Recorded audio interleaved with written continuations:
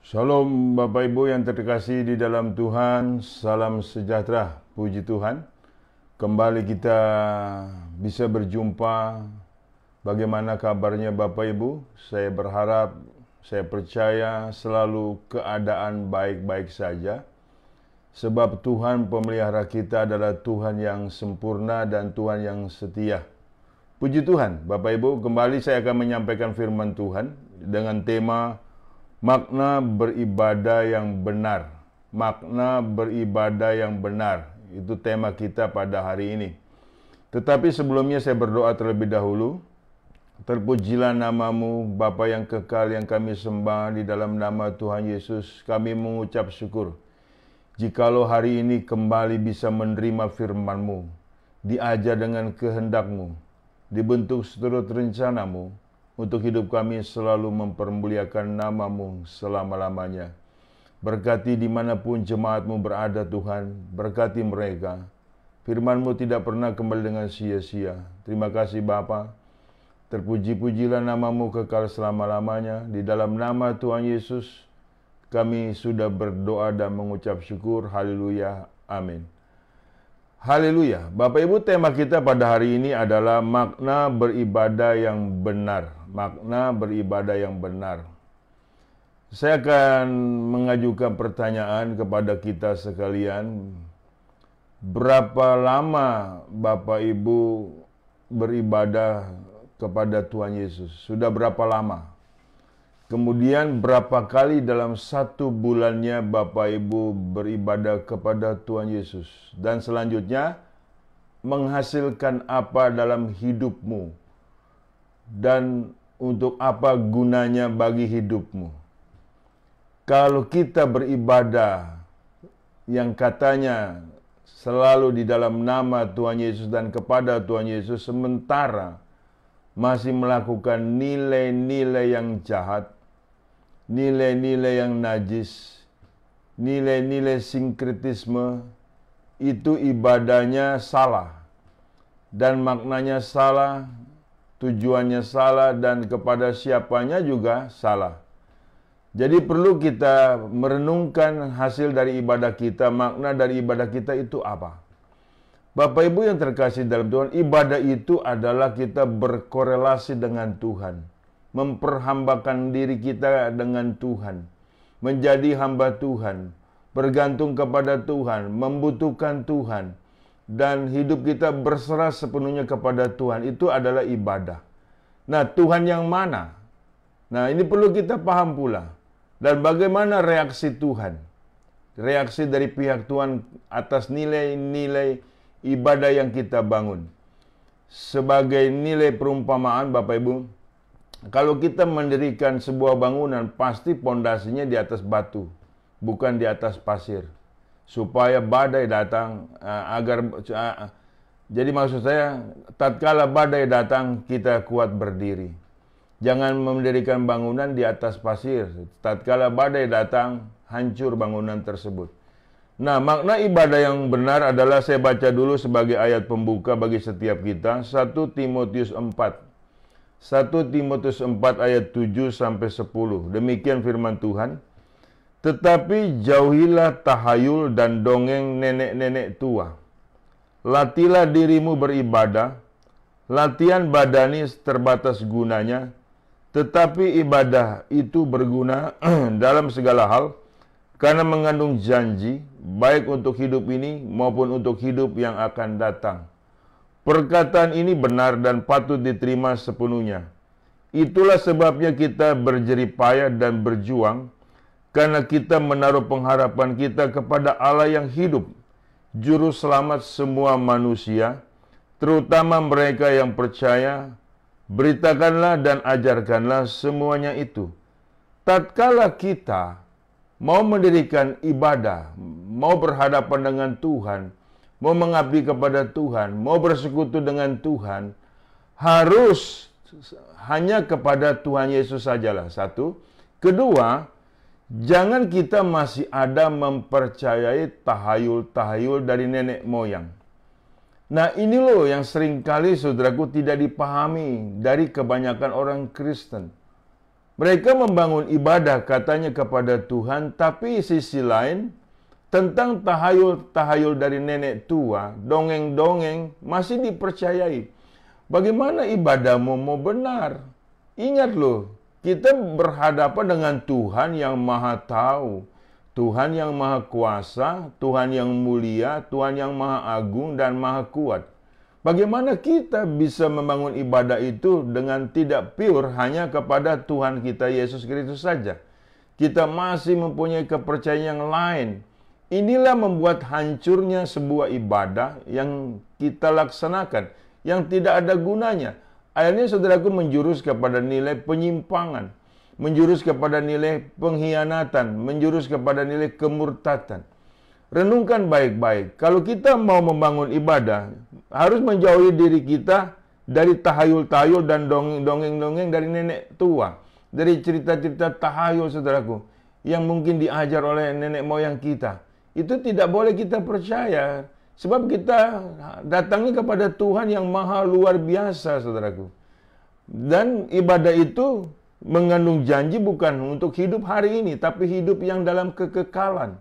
Jadi jangan sampai kita ini berjerih payah, berjeli lelah, enggak ada gunanya dan alias sia-sia. Perhatikan ibadahmu, ya kan?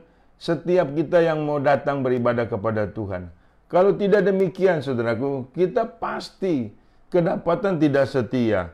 Kita lihat, saudaraku, kita akan beranjak kepada nilai yang pertama. Yang pertama, saudaraku, nilai ibadah itu kita harus menyadari kehadiran Tuhan.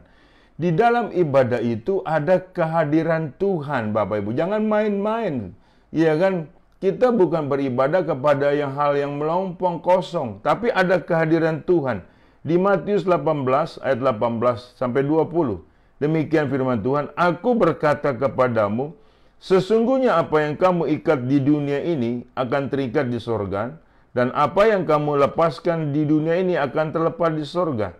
Dan lagi aku berkata kepadamu, jika dua orang daripadamu di dunia ini sepakat meminta apapun juga, permintaan mereka itu akan dikabulkan oleh Bapakku yang di sorga. Sebab di mana 2 atau 3 orang berkumpul dalam namaku, di situ aku ada di tengah-tengah mereka." Jika kita menyadari ada kehadiran Tuhan di dalam ibadah kita, sudah barang tentu satu nilai kekuatan ibadah kita itu dahsyat, Bapak Ibu. Iya toh? Sangat dahsyat sekali. Mengapa banyak orang Kristen di dalam ibadahnya loyo? Di dalam ibadahnya, saudaraku, tidak menyadari kehadiran Tuhan dan tidak percayakan kehadiran Tuhan. Ini bahaya, saudaraku. Saya sering kali mengamati sebelum ibadah, saudaraku, saya duduk di paling belakang. Setelah ibadah berlangsung, ada saja tuh 2-3 orang yang terganggu dengan handphonenya. Dengan HP-nya mungkin di silent, berdering dari depan loh duduknya ke belakang. Kemudian berbincang-bincang di belakang. Kemudian baru masuk lagi. Di tengah-tengah ibadah. Bagaimana bisa cara ibadahmu demikian dianggap sebagai nilai yang setia? Iya kan, saudaraku. Sedangkan ibadah kita, saudaraku, bukannya 22 jam saja, tapi 24 jam loh beribadah kepada Tuhan. Ada kehadiran Tuhan. Apa yang kau ikat di dunia terikat di surga, apa yang kau lepaskan di dunia terlepas di surga. Sepertinya, saudaraku, kehadiran orang lain melalui handphone lebih penting daripada kehadiran Tuhan. Ibadahmu kalau tidak konsentrasi sedemikian rupa, niscaya ibadahmu akan sia-sia. Dan pada akhirnya nanti saat ada badai datang, engkau akan kalah. Engkau sukar mengandalkan Tuhan. Karena dari awalnya engkau tidak menyadari setiap ibadahmu ada kehadiran Tuhan. Jangan-jangan ibadahmu menjadi jenuh. Jangan-jangan ibadahmu menjadi lemah, menjadi bosan, menjadi yang tidak menyenangkan, yang tidak menggairahkan, dan yang tidak menyemangatkan. Banyak orang Kristen sudah mundur dari nilai-nilai ibadahnya. Tidak lagi mau ke gereja. Tidak lagi mau berdoa, tidak lagi mau bersekutu. Nah, itu orang-orang yang nyata-nyata tidak menyadari ibadahnya dalam kehadiran Tuhan dan dihadiri oleh Tuhan. Wah, payah sekali kalau gitu ibadah kita yang kita bangun selama ini. Makanya saya mau tanya lagi, saudaraku, berapa lama kau beribadah sudah kepada Tuhan Yesus? Berapa kali kau sudah beribadah kepada Tuhan Yesus? Hasilnya apa? Kalau engkau tidak menyadari kehadiran Tuhan, engkau akan kepayahan dalam hidup ini. Bukan hanya hidup di dalam hari ini, hidup di dalam nanti ke depan dan hidup dalam kekekalan akan pasti mengalami nilai kedukaan yang sangat amat. Perlu perhatikan mulai saat ini ibadahmu. Tuhan hadir di tengah-tengah umatnya. Di mana 2-3 orang berkumpul dalam namaku, aku hadir di tengah-tengah mereka. Ada amin? Dan 2 orang sepakat minta apa saja akan Tuhan berikan. Ada amin? Dengan apa yang kau ikat di dunia terikat di surga, apa yang kau lepaskan di dunia terlepas di surga. Sesungguhnya ibadah kita itu, saudara, kalau kita sadar dihadiri oleh Tuhan, wah, sangat-sangat luar biasa, sangat dahsyat. Di tengah-tengah umatnya Tuhan hadir, dan di atas puji-pujian Allah bertata. Di atas pujian umatnya Tuhan bertata. Puji Tuhan. Ya saudara, kita harus menyadari kehadiran Tuhan. Tatkala kita tidak menyadari kehadiran Tuhan, nanti kita akan disibukkan sementara kita ibadah dengan hal-hal yang lain. Entah dengan suara handphone bunyi, suara kesono kemarin nggak konsentrasi. Yang pada akhirnya nanti satu saat, saudaraku, jangan sampai kita kalah dengan persoalan. Yang kedua, saudaraku, mempercayai keberadaan Tuhan. Kita beribadah harus mempercayai keberadaan Tuhan. Kisah Rasul 16. Kisah Rasul 16 ayat 13 sampai 16. Demikian firman Tuhan. Pada hari Sabat kami keluar pintu gerbang kota. Kami menyusur tepi sungai dan menemukan tempat sembahyang Yahudi yang sudah kami duga ada di situ. Setelah duduk, kami berbicara kepada perempuan-perempuan yang ada berkumpul di situ. Seorang dari perempuan-perempuan itu yang bernama Lydia turut mendengarkan. Ia seorang penjual kain ungu dari kota Tiatira yang beribadah kepada Allah. Tuhan membuka hatinya sehingga ia memperhatikan apa yang dikatakan oleh Paulus. Sesudah ia dibaptis bersama-sama dengan seisi rumahnya, ia mengajak kami, katanya, jika kamu berpendapat bahwa aku sungguh-sungguh percaya kepada Tuhan, marilah menumpang di rumahku. Ia mendesak sampai kami menerimanya. Ibadah yang kedua, saudara, ibadah itu kita harus percaya dengan keberadaan Tuhan. Paulus menyampaikan firman Tuhan dan di situ banyak perempuan-perempuan hadir. Dan dikatakan Alkitab di sini bahwa Lydia beribadah kepada Tuhan, percayakan nilai Tuhan, keberadaan Tuhan. Hanya Lydia lah yang dibukakan hatinya untuk mengerti firman Tuhan. Nah, sementara banyak orang beribadah tidak mengerti firman Tuhan, tidak mengerti ajaran Tuhan, tidak mengerti teguran Tuhan, tidak mengerti nasihat Tuhan, tetap bebal. Ibadah apa itu namanya? Ibadah kepada siapa kamu? Iya kan? Jadi jelas Bapak Ibu, kalau orang benar-benar beribadah kepada Tuhan dan mengakui, mempercayai keberadaan Tuhan waktu dia beribadah, Tuhan pasti membuka hatimu dan mengerti akan firman-Nya, dan disitulah menghasilkan pertobatan, menghasilkan kekuatan, menghasilkan, saudaraku, satu nilai yang tiada taranya. Jadi pada saat kita membangun sebuah nilai ibadah, Bapak Ibu, ya kan, ada keberadaan Tuhan, dan Tuhan memberikan satu nilai urapan dan pengertian yang sangat luar biasa sehingga menghasilkan pertobatan. Hanya Lydia, perempuan yang kondisinya bertobat bahkan dengan seisi rumahnya. Makanya dia minta Paulus untuk tetap tinggal di rumahnya dan mengajak Paulus untuk tinggal di rumahnya. Jika kamu berpendapat bahwa aku sungguh-sungguh percaya kepada Tuhan, marilah menumpang di rumahku. Orang yang percaya akan keberadaan Tuhan dalam ibadahnya, dia haus akan firman Tuhan. Dia tidak pernah puas akan firman Tuhan. Dia selalu merenungkan firman Tuhan. Dia harus mau mengerti dan paham, harus memahami nilai keberadaan Tuhan. Itu nilai ibadah yang benar. Makna ibadah yang benar, Bapak Ibu. Kalau orang nggak ada nilai ibadah yang benar, Bapak Ibu, dan ibadah ini ingin cepat-cepat pulang. Waktu pendeta menyampaikan firman Tuhan, ngantuk. Iya kan, saudaraku? Tidur. Saya sering kali, saudaraku, dari mimbar melihat beberapa orang. Waktu saya menyampaikan firman Tuhan, mereka tidur, ngantuk. Kalau mau tidur, jangan di gereja, Bapak Ibu. Iya, padahal suara saya sudah kencang. Suara saya apa perlu dikasih volumenya kencang, lebih kencang lagi, lebih keras lagi, agar telinga merusak? Kan tidak juga. Nah, saya nggak habis pikir, ya kan, orang yang beribadah, yang sedemikian rupa berada di gereja, yang percaya nilai katanya Tuhan hadir, tapi ngantuk pada saat pemberitaan firman Tuhan, ini ibadah menghasilkan apa? Sementara dengan dongeng-dongeng nenek moyang tidak pernah ngantuk. Dia antusias. Sementara dengan firman Tuhan tidak mau menyambut firman Tuhan dengan baik. Sehingga teguran-teguran Tuhan dia tutup telinganya. Ya kan? Kalau demikian kau menutup telingamu terhadap pemberitaan firman Tuhan, bagaimana engkau bisa membentuk imanmu? Sebab iman timbul dari pendengaran oleh firman Tuhan. Nah, makanya saudaraku, kita harus percaya dalam beribadahnya kita ada keberadaan Tuhan loh. Karena firman Tuhan itu bukan perkataan biasa loh. Perkataan kuasa loh, yang mengubah diri kita, yang mengubah hikmat kita, yang mengubah pandangan kita, yang mengubah akal budi kita. Seharusnya ada hasil yang baik dalam setiap engkau melakukan nilai ibadah. Sebab di situ ada keberadaan Tuhan menegur, mengajar, menasehati supaya kita taat, saudaraku, dengan kehendak Allah. Sehingga hidup kita tidak menyimpang ke kiri maupun ke kanan. Jika engkau tidak menyimpang ke kiri maupun ke kanan, engkau tetap jadi kepala, bukan ekor, naik bukan turun. Amin. Jadi kita harus percaya bahwa beribadahnya kita ada keberadaan Tuhan. Haleluya. Amin. Sehingga firman yang diberitakan oleh hamba Tuhan itu membawa satu nilai gairah. Sehingga Tuhan membuka hati kita. Dan ada satu nilai perjumpaan yang manis, yang indah, yang luar biasa. Sehingga kita bisa mengerti pikiran Tuhan. Kita bisa memahami perasaan Tuhan. Kita bisa tahu kehendak Tuhan atas hidup kita. Sehingga hidup kita selalu di dalam terang Tuhan. Sebab firman-Mu pelita bagi kakiku dan terang bagi jalanku. Ada amin? Haleluya. Kita beranjak yang ketiga.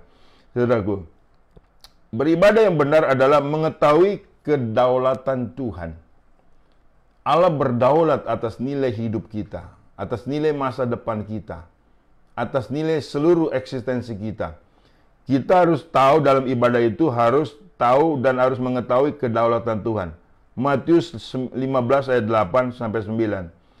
Matius 15 ayat 8, bangsa ini memuliakan aku dengan bibirnya, padahal hatinya jauh daripadaku. Percuma mereka beribadah kepadaku, sedangkan ajaran yang mereka ajarkan ialah perintah manusia. Saudara, ada kedaulatan Tuhan. Engkau harus percaya. Kalau engkau tidak percaya, engkau akan merugi. Jadi tatkala engkau beribadah, hanya dengan bibirmu memuji Tuhan, hatimu jauh daripada Tuhan, Tuhan tahu. Dia berdaulat atas nilai itu. Jadi jangan sampai kita berpura-pura dalam beribadah. Mulut manis, saudaraku, memuji Tuhan, mempermuliakan Tuhan, sementara hati kotor, hati najis, hati licik, hati jahat, hati dendam, hati kecewa, hati jenuh. Saudaraku, jangan main-main. Ada kedaulatan Tuhan yang mampu membaca hatimu yang paling dalam. Jangan sampai, saudaraku, kita punya ibadah menjadi sia-sia. Kita lihat lagi di Matius 7, 21 sampai 23. Bukan setiap orang yang berseru kepadaku, Tuhan, Tuhan, akan masuk ke dalam kerajaan surga, melainkan dia yang melakukan kehendak Bapa-Ku yang di surga. Pada hari terakhir banyak orang akan berseru kepadaku, Tuhan, Tuhan, bukankah kami bernubuat demi nama-Mu, dan mengusir setan demi nama-Mu, dan mengadakan banyak mujizat demi nama-Mu juga? Pada waktu itulah aku akan berterus terang kepada mereka dan berkata, aku tidak pernah mengenal kamu, hanyalah daripadaku kamu sekalian pembuat kejahatan. Berdasarkan kedaulatan Tuhan, ibadahmu akan sia-sia, bahkan engkau selama ibadahmu sedang membuat kejahatan, sedang mempergunakan kuasa ilahi, ya kan, tetapi tidak menghargai pribadi ilahi di dalam Yesus Kristus. Nah, ini banyak terjadi di kalangan orang Kristen. Dia manfaatkan kuasa Tuhan sedemikian rupa, sementara dia campakkan pribadi Tuhan sedemikian rupa. Sebab engkau tidak mengerti dan tidak tahu ada kedaulatan Tuhan. Jangan mempermainkan Tuhan. Galatia 6 ayat 7. Jangan sesat. Allah tidak bisa dipermainkan. Apa yang ditabur orang itu yang dituai. Engkau mau main-main dengan Tuhan Yesus Kristus? Silakan. Anda yang akan rugi dalam ibadahmu dan akan menghancurkan nilai-nilai kehidupanmu. Bukan hidup hanya hari ini, tapi hidup dalam kekekalan. Makanya saya juga bingung sama dengan orang Kristen, Bapak Ibu. Yang rajin ke gereja, rajin pula berbuat jahat. Saya bingung sekali dengan hal ini. Dia pikir Tuhan ini adalah Tuhan yang tidak maha tahu. Dia pikir Tuhan ini Tuhan yang tidak berdaulat. Iya kan? Nah, hati-hati saudaraku. Jikalau engkau tidak percayakan kedaulatan Tuhan, engkau akan kena sendiri dengan hukum-hukum Tuhan. Jangan menyembarangkan nilai-nilai Tuhan. Jangan menyebut nama Tuhan dengan sia-sia. Kita lihat lagi Yesaya 30:1. Celakalah anak-anak pemberontak. Demikianlah firman Tuhan yang melaksanakan suatu rancangan yang bukan daripadaku, yang memasuki suatu persekutuan yang bukan dorongan oleh rohku, sehingga dosa mereka bertambah-tambah. Aneh bukan? Sementara engkau rajin beribadah, dosa-dosamu malah bertambah. Itulah nilai kejahatan yang kau lakukan karena engkau tidak percayakan kedaulatan Tuhan. Tuhanlah yang menilai ibadah kita. Bukan manusia yang menilai ibadah kita. Ini firman Tuhan loh. Iya kan? Sehingga kita benar-benar harus yakin dan percaya ada kedaulatan Tuhan yang maha tahu, yang maha hadir, yang maha kuasa tatkala kita beribadah. Sehingga ibadah kita tidak bisa kita main-main di dalamnya. Justru tatkala kita beribadah, ada satu nilai yang kita dapatkan, kekuatan kuasa ilahi menaungi kita di dalam setiap ibadah kita. Nama Tuhan kita permuliakan dalam sepanjang umur hidup kita. Dan itulah hasil ibadahmu, ibadah yang sejati. Menjadi orang-orang yang setia dalam sepanjang umur hidupmu dan menjadi saksi. Dan menjadi terang, menjadi garam di tengah-tengah kegelapan, di tengah-tengah nilai kebusukan di sekitar kita. Jadi ibadahmu harus berguna Bapak Ibu. Makanya ibadahmu harus benar-benar benar, bukan ibadahmu yang salah. Yang terakhir, mentaati kehendak Tuhan. Makna ibadah yang benar yang keempat, mentaati kehendak Tuhan. 1 Timotius 6 ayat 2-10. Ajarkanlah dan nasihatkanlah semuanya ini. Jika seorang mengajarkan ajaran lain dan tidak menurut perkataan sehat, yakni perkataan Tuhan kita Yesus Kristus, dan tidak menurut ajaran yang sesuai dengan ibadah kita, ia adalah seorang yang berlagak tahu padahal tidak tahu apa-apa. Penyakitnya ialah mencari-cari soal dan bersilat kata yang menyebabkan dengki, cedera, fitnah, curiga, percekcokan antara orang-orang yang tidak lagi berpikiran sehat dan yang kehilangan kebenaran dan yang mengira ibadah itu adalah suatu sumber keuntungan. Memang ibadah itu kalau disertai rasa cukup memberi keuntungan besar. Sebab kita tidak membawa sesuatu apa ke dalam dunia dan kita pun tidak dapat membawa apa-apa keluar. Asal ada makanan dan pakaian cukuplah. Tetapi mereka yang ingin kaya terjatuh ke dalam pencobaan, ke dalam jerat dan ke dalam berbagai-bagai nafsu yang hampa dan yang mencelakakan, yang menenggelamkan manusia ke dalam keruntuhan dan kebinasaan. Karena akar segala kejahatan ialah cinta uang. Sebab oleh memburu uanglah beberapa orang telah menyimpang dari iman dan menyiksa dirinya dengan berbagai-bagai duka. Nah ini saudaraku, tatkala tidak mentaati ibadah, ya kan? Dan tidak mentaati kehendak Tuhan, sehingga ibadahnya ngawur. Ya kan? Dia ingin mendengar yang mengajar bahwa hanya materi-materi melulu. Dan ibadah itu dianggapnya untuk mengenyangkan mereka, untuk membuat mereka serakah. Membuat mereka rakus Bapak. Ini ibadah yang salah. Ibadah yang tidak taat atas nilai kehendak Tuhan. Ibadah hanya dengan taat atas kehendak mamon. Dan akhirnya hamba mamon, bukan hamba Tuhan. Mengerikan sekali Bapak Ibu kalau ibadah kita tidak taat kepada apa yang Tuhan inginkan. Bukan kehendak Tuhan yang kita lakukan, tapi kehendak manusia. Kita mengarang cerita sedemikian rupa di dalam nilai ibadah kita. Semau gue, sekehendak gue. Iya kan, dan sekedagingan sepuas-puasnya. Dan akhirnya saudaraku, Tuhan dieksplor sedemikian rupa namanya, dan akhirnya kita mendapat bagian dari penderitaan. Saudara, hati-hati dengan tata nilai ibadahmu. Mempermuliakan Tuhan atau mempermalukan Tuhan. Mentaati Tuhan atau sedang menolak kehendak Tuhan. Nah ini loh seringkali terjadi di umat Tuhan tanpa nilai hal yang serius dalam mentaati kehendak Tuhan. Kalau Tuhan mengatakan melalui hambanya, bertobat kamu, kalau tidak bertobat kamu masuk neraka. Itu kita aminkan. Bukan hanya hidup bicara soal nilai berkat, tetapi nilai-nilai teguran, ajaran harus kita taat di dalamnya. Hasil dari ibadah adalah ketaatan kepada Tuhan, di mana kita beribadah kepada Dia, di mana kita bersekutu dengan Dia. Jangan kita bilang kita anak Tuhan, perilaku kita menjadi jahat. Itu bukan anak Tuhan, itu anak setan. Iya kan saudaraku? Makanya perlu kita pahami di dalam nilai-nilai ibadah kita, supaya kita menjadi orang-orang yang taat kepada Tuhan. Sebagai ayat penutup, saudaraku, di dalam Roma 12 ayat 1 dan 2. Karena itu, saudara-saudara, demi kemurahan Allah, aku menasihatkan kamu, supaya kamu mempersembahkan tubuhmu sebagai persembahan yang hidup, yang kudus, dan yang berkenan kepada Allah. Itu adalah ibadahmu yang sejati.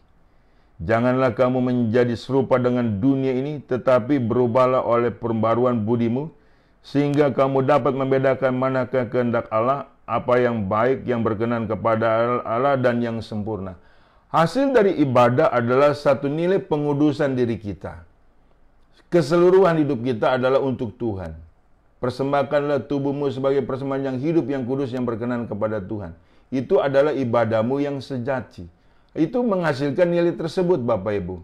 Bukan menghasilkan nilai kenajisan, bukan menghasilkan nilai keserakahan, tetapi nilai kebenaran, pengudusan, dikuduskan, dipisahkan dari orang-orang kebanyakan di dunia ini. Sehingga kita dikhususkan sebagai orang-orang yang mempermuliakan nama Tuhan. Itu ibadah yang benar, yang hasil yang benar, dan tujuan yang benar, sehingga ibadah kita tidak sia-sia. Saya percaya firman Tuhan yang saya sampaikan ini tidak menjadi sia-sia. Selalu memberkati Bapak Ibu sekalian. Taatlah beribadah dengan yang benar, dengan mengerti akan nilai-nilai kebenaran dari Tuhan saja. Jauhi tahayul-tahayul dari nenek tua, dongeng-dongeng tahayul dari nenek moyang, supaya ibadahmu kedapatan benar di mata Tuhan. Saya berdoa, terpujilah namamu Tuhan kekal selamanya. Aku sudah menyampaikan firman-Mu mengenai ibadah yang benar, makna ibadah yang benar, agar kami benar-benar menyenangkan hati Tuhan, hidup sebagai hamba Tuhan, dan menjadi alat kemuliaan Tuhan. Pakailah kami Tuhan seturut kehendak-Mu. Untuk itulah kami ada, kami ditebus, dan untuk itulah kami menjadi saksi, dan banyak jiwa-jiwa dimenangkan bagi kemuliaan Tuhan. Terima kasih Bapa, terpujilah nama Tuhan kekal selamanya. Berkati dimanapun jemaat-Mu berada Tuhan. Pakai mereka untuk lebih lagi setia, dan untuk lebih lagi taat kepada nilai-nilai kehendak Tuhan. Di dalam nama Tuhan Yesus aku sudah berdoa dan mengucap syukur. Haleluya. Amin. Bapak Ibu yang dikasihi Tuhan Yesus, terimalah berkat dari Allah Bapa, di dalam cinta kasih Tuhan kita Yesus Kristus, di dalam persekutuan dengan Roh Kudus yang selalu menyertai kita, mulai dari saat ini sampai Maranatha, Tuhan datang kali yang kedua menyebut kita dalam kemuliaannya, dan kita pun layak menerima kemuliaan Tuhan dari kekal sampai kekal. Haleluya. Tuhan Yesus memberkati. Amin.